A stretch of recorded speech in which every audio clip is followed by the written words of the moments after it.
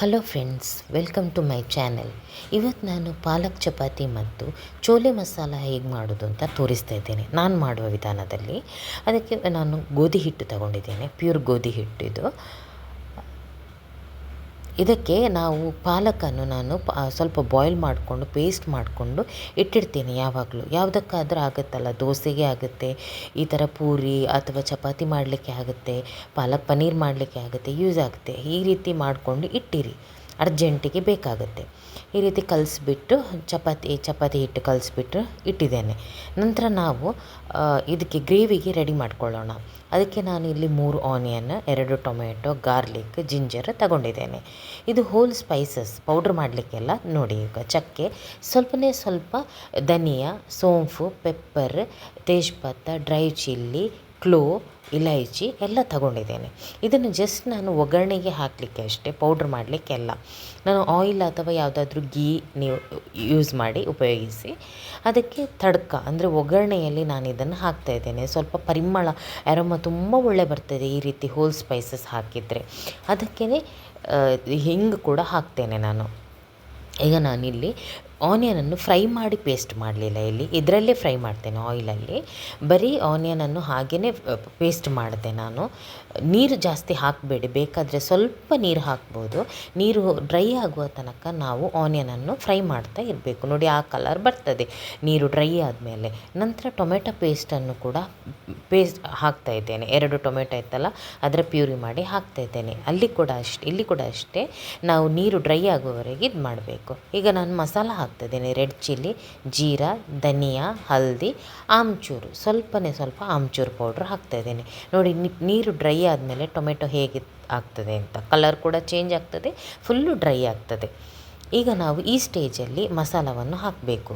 ಫಸ್ಟಿಗೆ ಕೂಡ ಹಾಕ್ಬೋದು, ಎಣ್ಣೆಯಲ್ಲಿ ಕೂಡ ಹಾಕ್ಬೋದು ಈ ಡ್ರೈ ಮಸಾಲ, ಈಗ ಕೂಡ ಹಾಕ್ಬೋದು. ಇದನ್ನು ಚೆನ್ನಾಗಿ ಮಿಕ್ಸ್ ಮಾಡಿ ನಂತರ ನಾನು ಚೋಲೆ ಅಂದರೆ ಚನ ಉಂಟಲ್ಲ, ವೈಟ್ ಕಡಲೆ, ಕಾಬೂಲಿ ಕಡಲೆ ಅಂತ ಹೇಳ್ತೀವಿ, ಅದನ್ನು ನಾನು ಒಂದು 3 ವಿಸಿಲ್ ಬೇಯಿಸಿದ್ದೇನೆ ಕುಕ್ಕರಲ್ಲಿ. ಚೆನ್ನಾಗಿ ಬೇಯಬೇಕು ಮಾತ್ರ ಅದು, ಕೈಯಲ್ಲಿ ನಾನು ತೋರಿಸ್ದೆಲ್ಲ ಆ ರೀತಿ ಅದಾಗಬೇಕು, ಬೇಯಬೇಕು. ಅದನ್ನು ಮಿಕ್ಸ್ ಮಾಡಬೇಕು ಚೆನ್ನಾಗಿ. ಹೆಚ್ಚಿನವರು ಏನು ಮಾಡ್ತಾರೆ ಅಂದರೆ, ಹಾಕಿದ ಕೂಡಲೇ ಒಂದು ಬಾಯ್ಲ್ ಆದ ತಕ್ಷಣ ಗ್ರೇವಿ ಬಾಯ್ಲ್ ಆಯಿತು, ಕುದೀತು ಅಂತ ಆಫ್ ಮಾಡ್ತಾರೆ. ಆ ರೀತಿ ಮಾಡಬಾರದು. ತುಂಬ ಆ ಗ್ರೇವಿ ಮತ್ತು ಆ ಕಡಲೆ ಚೆನ್ನ ಉಂಟಲ್ಲ, ಆ ಗ್ರೇವಿಯನ್ನು ಚೆನ್ನಾಗಿ ಎಳ್ಕೋಬೇಕು. ಅದಕ್ಕೆ ಸರಿಯಾಗಿ ಬಾಯ್ಲ್ ಮಾಡ್ತಾ ಇರಬೇಕು. ಸ್ವಲ್ಪ ಚೆನ್ನ ತೆಗೆದ್ಬಿಟ್ಟು, ನಾನು ಕಡಲೆ ತೆಗೆದ್ಬಿಟ್ಟು ಮ್ಯಾಶ್ ಮಾಡಿಬಿಟ್ಟು ಮಿಕ್ಸ್ ಮಾಡ್ತಾಯಿದ್ದೇನೆ. ಅಂದರೆ ಸ್ವಲ್ಪ ತಿಕ್ನೆಸ್ ಬರಲಿಕ್ಕೆ, ಟೇಸ್ಟ್ ಕೂಡ ಒಳ್ಳೆಯದಾಗ್ತದೆ. ಇಲ್ಲಾಂದರೆ ಬಾಯ್ಲ್ಡ್ ಹಾಲು ಕೂಡ ಆ ರೀತಿ ಮಾಡಿ ಹಾಕ್ಬೋದು.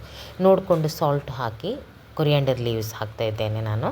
ಮೇಲ್ಗಡೆಯಿಂದ ತಡ್ಕಕ್ಕೋಸ್ಕರ ನಾನು ಗೀ ಯೂಸ್ ಮಾಡ್ತಾಯಿದ್ದೀನಿ. ನೀವು ಬೇಕಾದರೆ ಯಾವುದೇ ಆಯಿಲ್ ಯೂಸ್ ಮಾಡ್ಬೋದು. ಜೀರಾ ಹಾಕ್ತಾಯಿದ್ದೇನೆ. ಮತ್ತು ಮೇಲ್ಗಡೆಯಿಂದ ಸ್ವಲ್ಪ ಕಲರ್ ಬರಲಿಕ್ಕೆ ನಾನು ಅದಕ್ಕೆ ಗರಂ ಮಸಾಲ ಹಾಕ್ತಾಯಿದ್ದೇನೆ. ಬೇಕಾದರೆ ರೆಡ್ ಚಿಲ್ಲಿ ಕೂಡ ಹಾಕ್ಬೋದು. ಗರಂ ಮಸಾಲ ಮೇಲ್ಗಡೆಯಿಂದ ಹಾಕಿದರೆ ಒಳ್ಳೆ ಪರಿಮಳ ಬರ್ತದೆ. ನೋಡಿ, ಕಲರ್ ಕೂಡ ಚೇಂಜ್ ಆಗ್ತದೆ ಈ ರೀತಿ ಮೇಲ್ಗಡೆಯಿಂದ ನಾವು ಮಸಾಲವನ್ನು ಗೀಯಲ್ಲಿ ಹಾಕಿದರೆ. ಈಗ ಕಸೂರಿ ಮೇಥಿ ಕೂಡ ಹಾಕ್ತಾಯಿದ್ದೇನೆ. ಇದು ಬಾಯ್ಲ್ ಆಗಿ ಉಂಟಲ್ಲ, ಅದು ತುಂಬ ತಿಕ್ಕಾಗಿ ಬರ್ತದೆ ಮತ್ತು ತುಂಬ ಟೇಸ್ಟಿಯಾಗಿ ಕೂಡ ಇರ್ತದೆ. ಕಲರ್ ಕೂಡ ಚೇಂಜ್ ಆಗ್ತದೆ. ನೋಡಿ, ತುಂಬಾ ಚೆನ್ನಾಗಿ ಬರ್ತದೆ ಈ ಗ್ರೇವಿ. ಇದು ಪೂರಿಗೆ, ಚಪಾತಿಗೆ ಎಲ್ಲ ಒಳ್ಳೆ ಕಾಂಬಿನೇಷನ್. ದೋಸೆಗೂ ಆಗುತ್ತೆ, ನೀರು ದೋಸೆಗೆಲ್ಲ ಚೆನ್ನಾಗಾಗುತ್ತೆ. ಸ್ವಲ್ಪ ರೈಸಿಗೆ ಬೇಕಾದರೆ ಸ್ವಲ್ಪ ನೀರು ಜಾಸ್ತಿ ಆ್ಯಡ್ ಮಾಡಿ. ಈಗ ಚಪಾತಿ ನಾನು ಯಾವ ರೀತಿ ಎಲ್ಲ ಮಾಡ್ಬೋದು ಅಂತ ತೋರಿಸ್ತೇನೆ, ಬೇರೆ ಬೇರೆ ಟೈಪಲ್ಲಿ. ಇದು ಪರಾಟ ಥರ ಜಿಗ್ಜ್ಯಾಗ್ ಆಗಿ ಫೋಲ್ಡ್ ಮಾಡೋದು. ಈ ರೀತಿ ಫೋಲ್ಡ್ ಮಾಡಿ ಲಟ್ಟಿಸಬೇಕು. ಇದು ಸ್ವಲ್ಪ ಅಂದರೆ ಕೆಲವರಿಗೆ 2ನೇ ಸಲ ಅಂದರೆ ಒಂದು ಸಲ ಲಟ್ಟಿಸಿ ಫೋಲ್ಡ್ ಮಾಡಿ ತಿರ್ಗಾ ಲಟ್ಟಿಸಬೇಕು, ಸ್ವಲ್ಪ ಲಾಂಗ್ ಪ್ರೊಸೆಸ್ ಅಂತ ಅನ್ನಿಸ್ಬೋದು. ಆ ರೀತಿ ಇಲ್ಲ, ಬೇಗ ಆಗುತ್ತೆ. ಮಾಡಿ ಪ್ರಾಕ್ಟೀಸ್ ಇದ್ದರೆ ತುಂಬಾ ಬೇಗ ಆಗುತ್ತೆ. ಜಾಸ್ತಿ ಒತ್ತಿ ಪ್ರೆಸ್ ಮಾಡಿ ಇದು ಮಾಡಬೇಡಿ, ಲೇಯರ್ ಒಂದಕ್ಕೊಂದು ಅಂಟ್ಕೊಳ್ಳುತ್ತೆ. ಇನ್ನೊಂದು ರೀತಿ, ಇದು ಸ್ಕ್ವೇರಲ್ಲಿ ಮಾಡ್ತಾಯಿದ್ದೇನೆ ನಾನು. ತುಂಬ ರೀತಿಯಲ್ಲಿ ಚಪಾತಿ ಫೋಲ್ಡ್ ಮಾಡಿ ಮಾಡ್ಬೋದು. ಈ ರೀತಿ ಪಾಕೆಟ್ ಥರ ಇದು ಮಾಡಿಕೊಂಡು ಸ್ಕ್ವೇರಾಗಿ ಲಟ್ಟಿಸಬೇಕು. ಅಂದರೆ ಇದು ತುಂಬ ಸಾಫ್ಟಾಗಿ ಬರುತ್ತೆ. ಎಣ್ಣೆಯಲ್ಲಿ ಫ್ರೈ ಮಾಡಿದ ಮೇಲೆ ತುಂಬಾ ಸಾಫ್ಟಾಗಿ ಬರುತ್ತೆ ಈ ರೀತಿ ಎಲ್ಲ ಲೇಯರಲ್ಲಿ ಇದು ಮಾಡಿದರೆ. ಇನ್ನೊಂದು ರೀತಿ ಇದು ಎಂತ ಹೇಳ್ತಾರೆ, 3 ಫೋಲ್ಡ್ ಈ ಥರ ಶೇಪಲ್ಲಿ ತ್ರಿಕೋನ ಶೇಪ್ ಅಂತಂತಾರಲ್ಲ, 3 ಫೋಲ್ಡ್ ಈ ಥರ ಟ್ರಯಾಂಗಲ್ ಶೇಪಲ್ಲಿ ಮಾಡ್ತೇನೆ.